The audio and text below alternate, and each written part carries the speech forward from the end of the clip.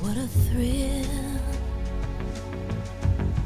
with darkness and silence through the night. What a thrill, I'm searching and I'll melt into you. What a fear in my heart, but you're so supreme.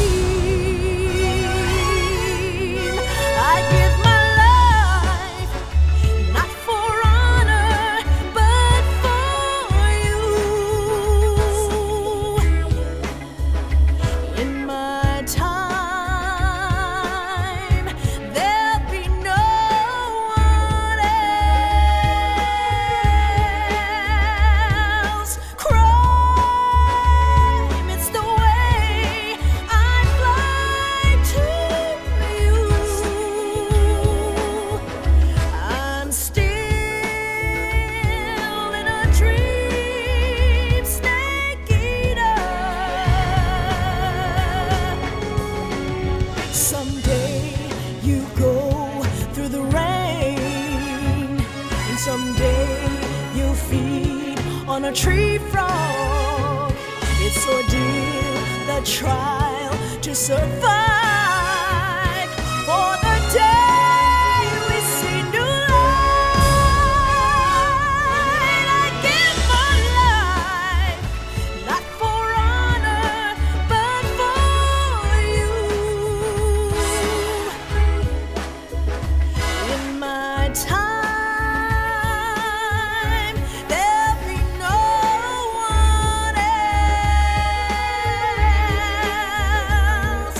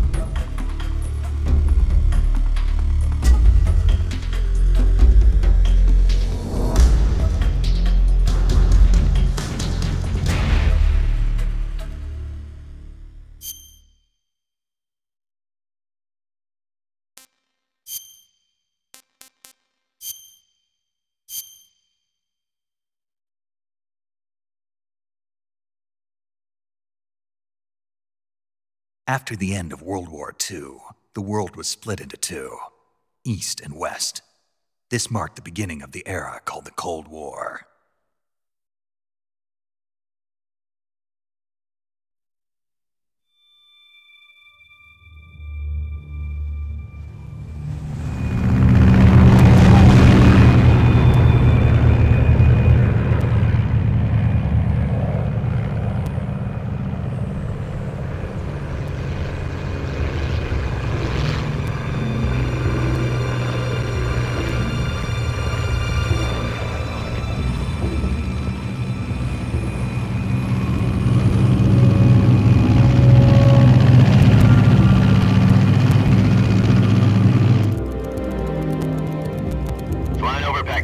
Altitude 30,000 feet. Approaching Soviet airspace. 20 minutes to drop off. Commencing internal depressurization. Equipment check. Arm main parachute. All right. You ready to go? Drop zone still showing a high pressure mass. Cav okay. Good. We've got high visibility.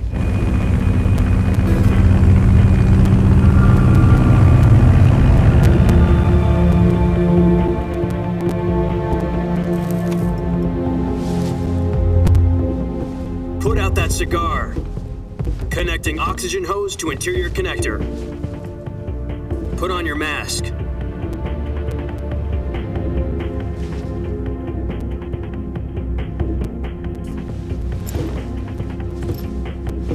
Does this panty waste know what he's doing? Approaching release point. 10 minutes to drop off. Hey, are you deaf? He said put out the cigar and put on your mask.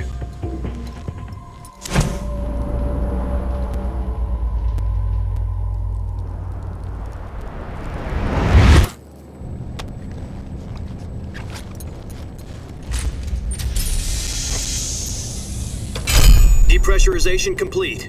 Checking oxygen supply. 6 minutes to drop off. Opening rear hatch.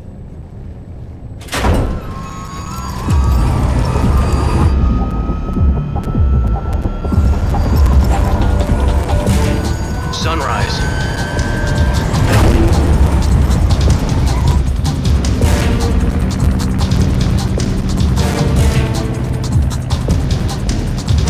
External temperature minus 46 degrees Celsius. 2 minutes to drop off. Stand up. You'll be falling at 130 miles per hour. Try not to get frostbite from the wind chill. 1 minute to drop off. Move to the rear. Activate bailout bottle. This is one for the history books. The world's first halo jump. 10 seconds to drop off. Stand by. Status okay. All green. Prepare for drop off. Countdown. 5, 4, 3, 2, 1. Spread your wings And fly. God be with you.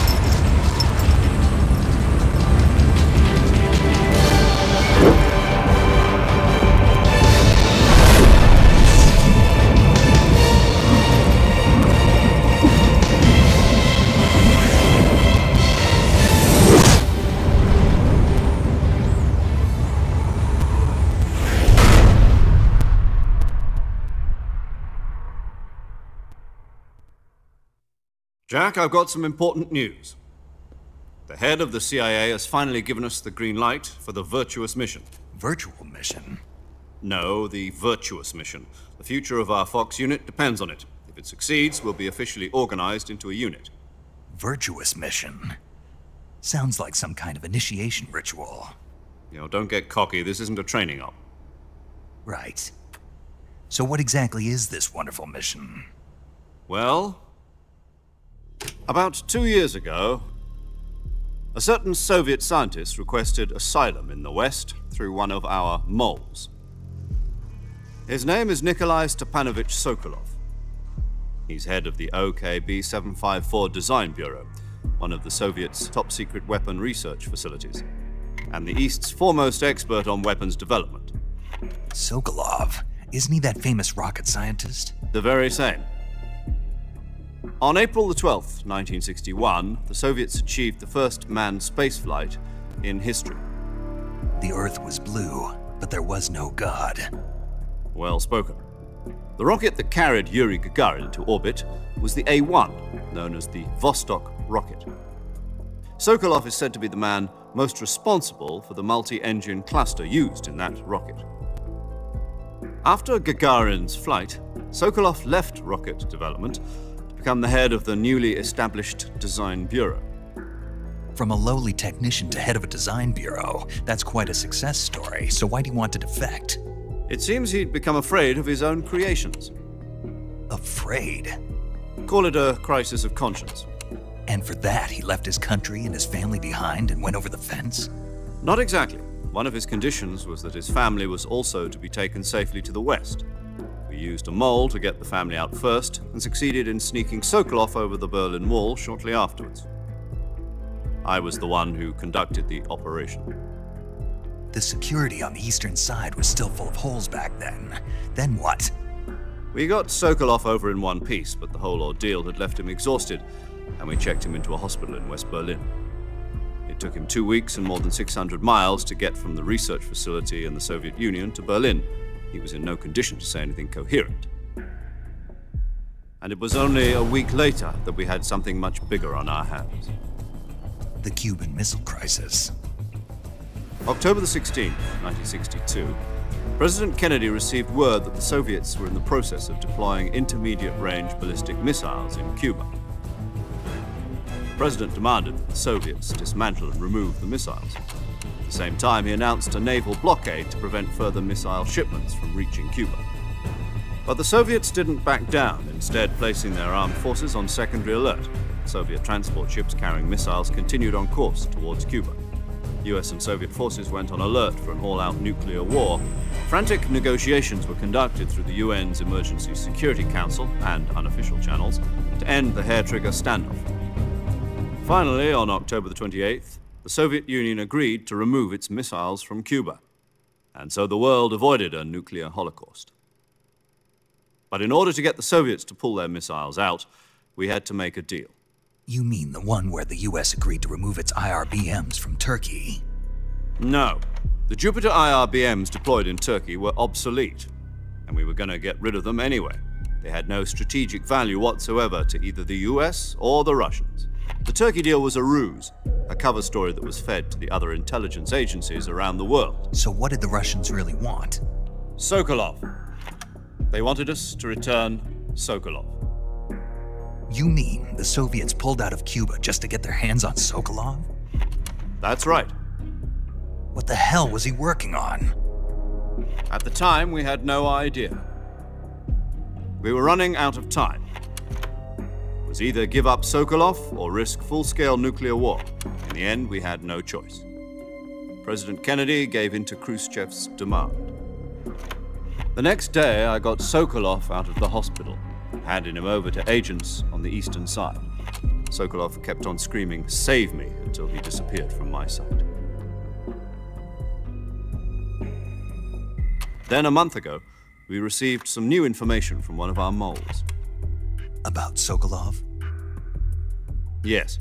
He was taken back to the research facility and forced to continue working on the weapon in question under KGB supervision. What's more, it's on the verge of completion. So what kind of weapon is it? Something to do with space rockets? No, missiles. Same technology. I guess you're right. We don't know the details, but it appears to be a new kind of nuclear device. For half a year now, the Soviets have been conducting frequent nuclear tests at Semipalatinsk. Something to do with the weapon, I assume.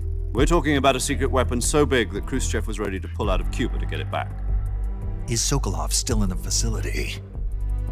No. According to our intelligence, he's in Selinoyarsk, a place in the mountains about 3 miles to the west that's known as the Virgin Cliffs. The Virgin Cliffs. Nice name for a virtuous mission.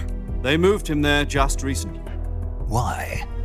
Apparently, they're conducting a field test of the weapon, but it's our best chance to get him back. This mission would never have been possible if he was still in the research facility. This is our last chance. Sokolov must have known that too when he contacted us.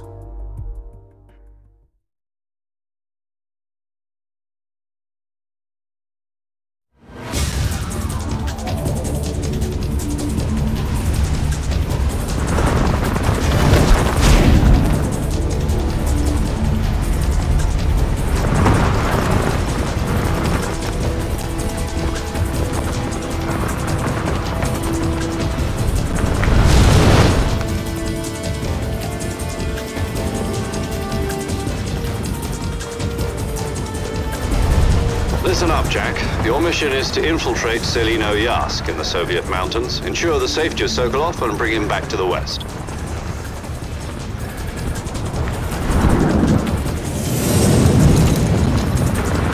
If we don't get Sokolov back before that weapon is complete, we'll be facing a major crisis. The clock is ticking.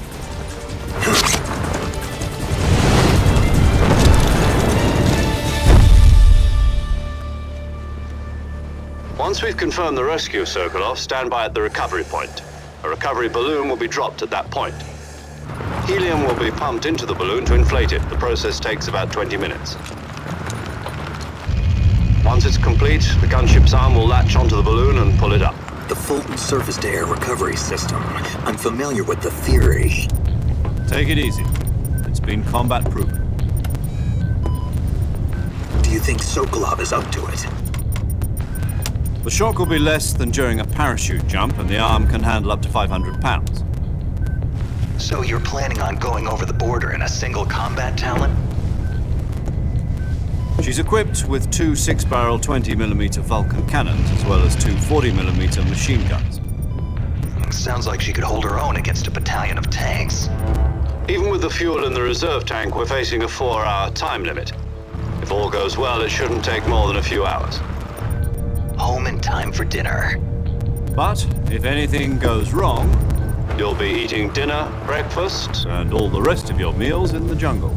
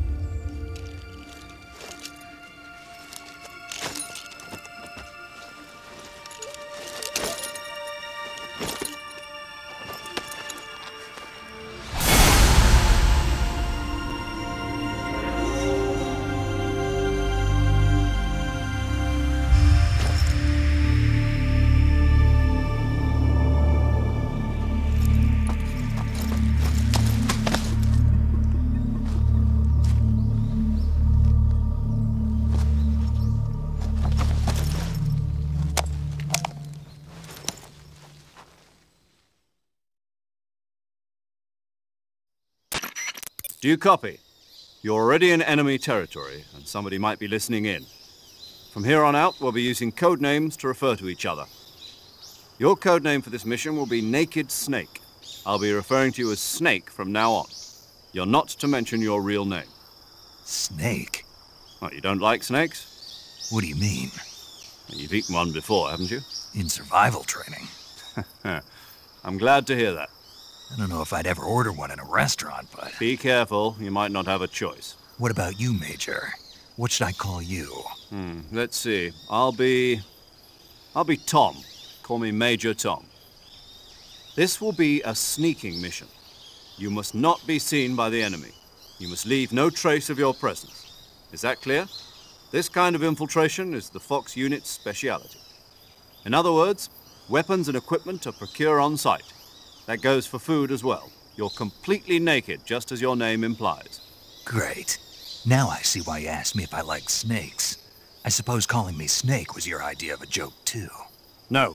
There's a good reason for that. I'll tell you later when the time is right. Gotcha. Getting back to the subject, how exactly am I supposed to feed myself? You've been issued a knife and a tranquilizer gun. Use them to hunt for food. You'll also find some medical supplies in your backpack. Yeah, about the backpack. I lost it in a tree on the way down. I see. Well, you'd better go back and get it then. You know where it is? No problem. I can see it from here. It's stuck on a branch. To climb a tree, stand in front of a tree that's covered in ivy and press the action button. I'll be monitoring your progress over the radio. We can't risk violating Soviet airspace, but I'll be in the gunship. My frequency is 140.85. I'll give you a call if I need to talk to you. If you need to talk to me, use the send function. Okay, Snake, go get your backpack.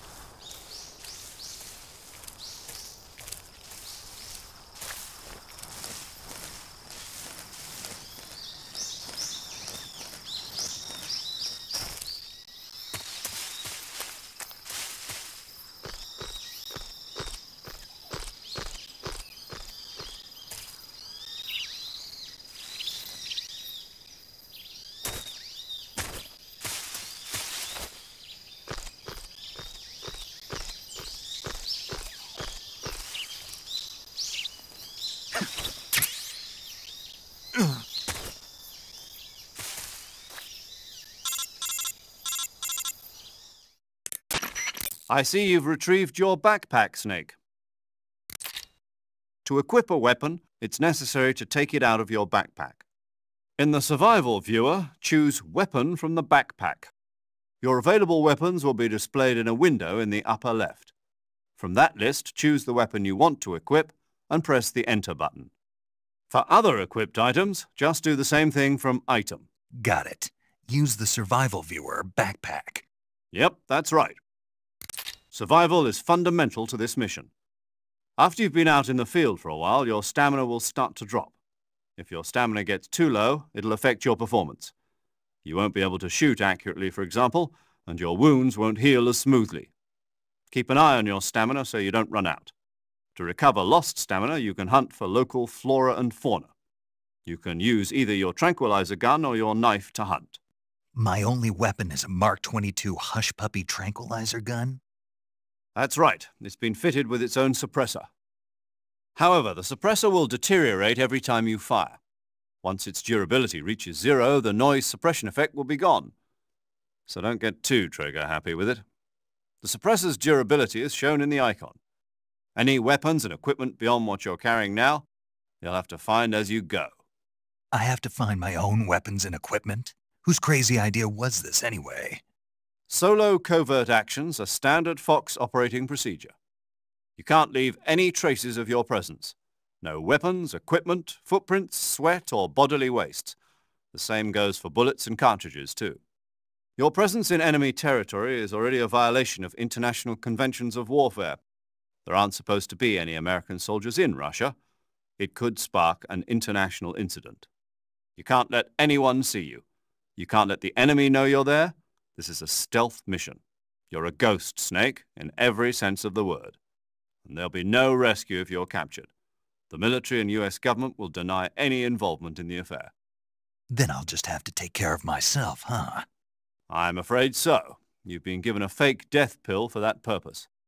SIS guidelines stipulate that soldiers on covert ops like this one be issued a potassium cyanide capsule. Tape it to your body so you can take it when you need to. How generous of you. Use it if you're taken prisoner by the enemy. It'll send you into a state of false death for a short time. Fooling them into thinking that I'm really dead. So how do I come back to life? Just take the revival pill. You mean that thing they put in my tooth before the mission?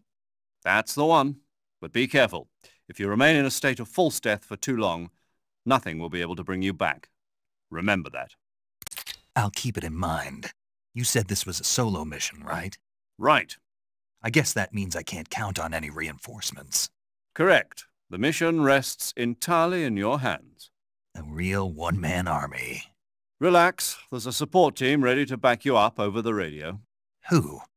I'll introduce them to you. This time, survival is of utmost importance.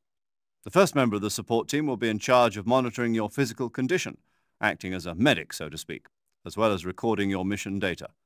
She's a member of Fox as well, and she's here on the gunship with me. She? Hello, Snake. I'm paramedic. Nice to meet you. Paramedic. As in a medic who comes in by parachute. Aren't you going to tell me your real name?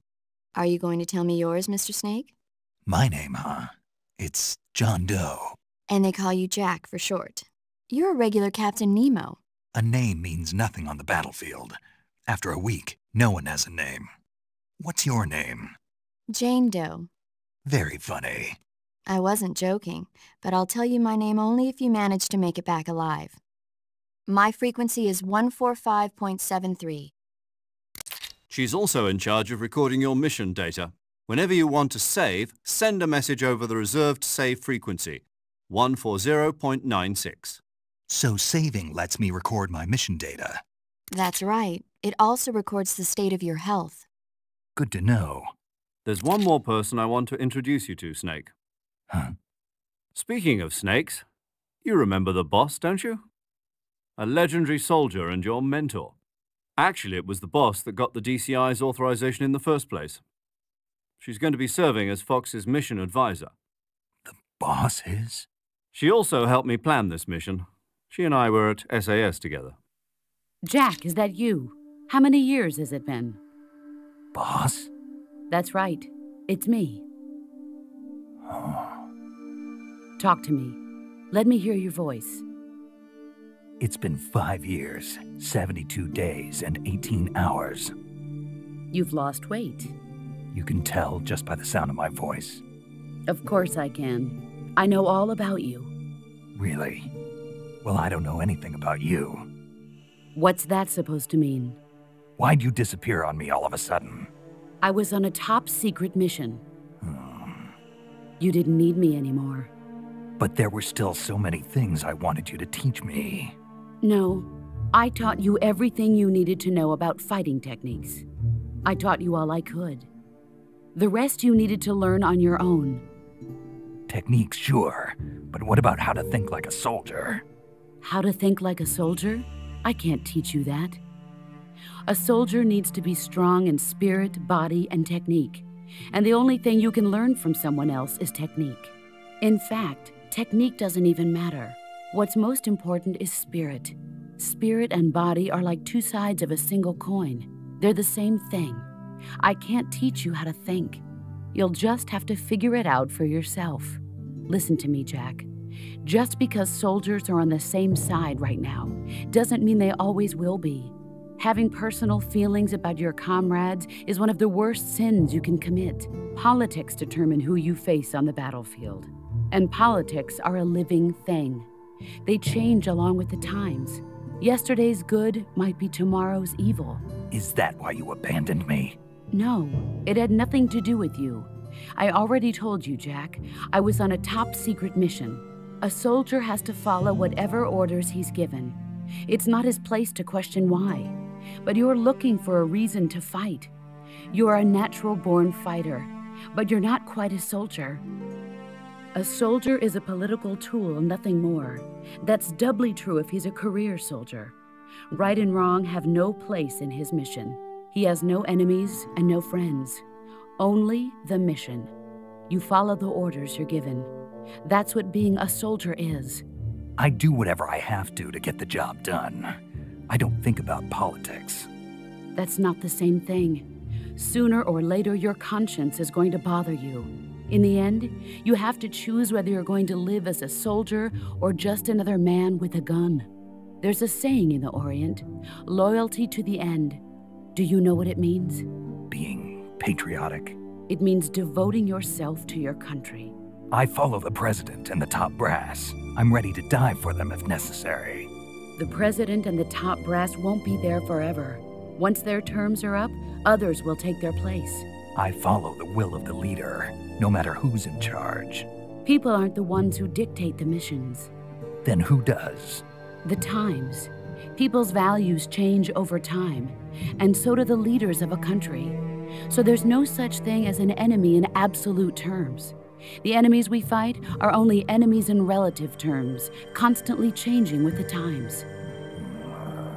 As long as we have loyalty to the end, there's no point in believing in anything, even in those we love. And that's the way a soldier's supposed to think? The only thing we can believe in with absolute certainty is the mission, Jack. All right, but do me a favor. What is it? Call me Snake. Snake. Oh, right. Your code name is Snake. It suits you well. That's right. The legendary unit that the boss put together during World War II was a snake. The Cobra unit, a group of heroes that brought the war to an end and saved the world. As long as you've got a legendary hero backing you up, you'll be fine. Isn't that right, Snake? Yeah, I can't think of anyone else I'd rather have with me. Oh, and one more thing, boss. Yes? It's good to hear your voice again. Same here. After all, who knows if either of us will make it out alive? Snake, you are always best at urban warfare and infiltrating buildings. But this is the jungle. Survival is going to be key. Those CQC techniques I taught you are sure to come in handy. CQC? Close quarters combat, huh? I've been in the Green Berets for the past few years. I'm probably pretty rusty. Not to worry. I'll be here to help you remember. After all, this is your first actual survival mission. I'll be supporting you over the radio. Where are you, boss? Next to the Major? The boss is communicating with us by radio from aboard a Permit-class submarine in the Arctic Ocean. My frequency is 141.80. Call me if you need my advice on battle techniques. Gotcha. Your mission is to retrieve Dr. Sokolov. Dr. Sokolov is being held in an abandoned factory located to the north of your current position. Avoid heavy combat and don't let anyone see you.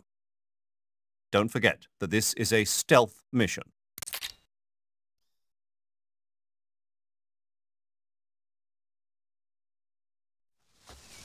Snake, try to remember some of the basics of CQC.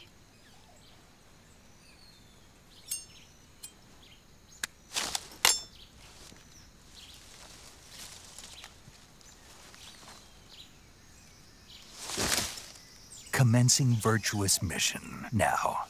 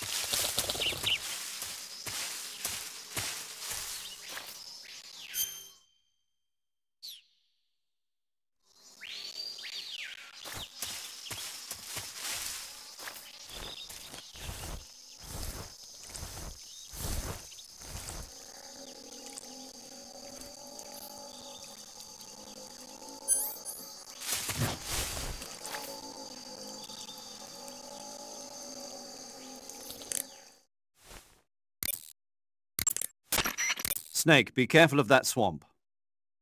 What's dangerous about it? It's a bottomless swamp. A bottomless swamp? Yes. The mud in that swamp is highly viscous. It will stick to your body like tar.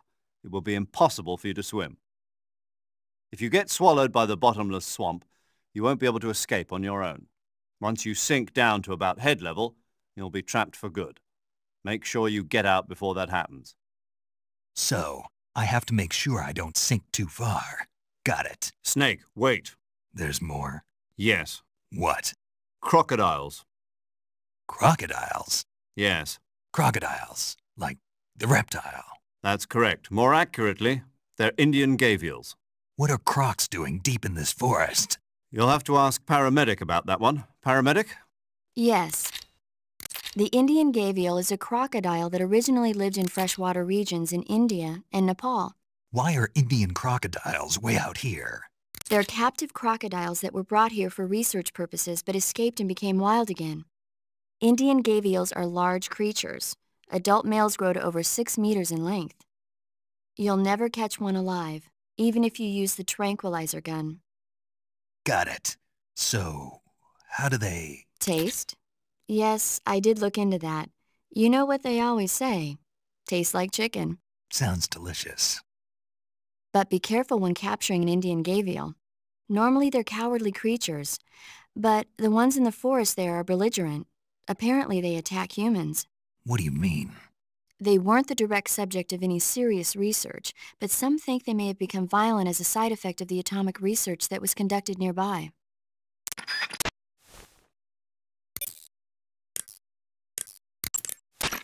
Camouflage is an indispensable tool when you're sneaking through the jungle. To use camouflage, first press the Start button to go to the Survival Viewer.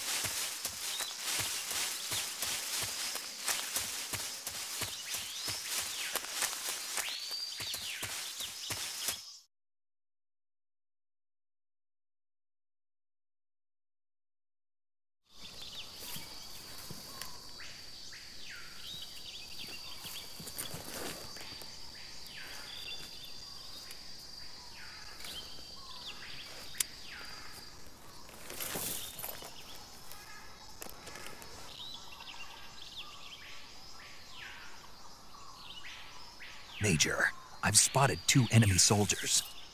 They're probably KGB troops sent to guard Sokolov. AK-47s and grenades.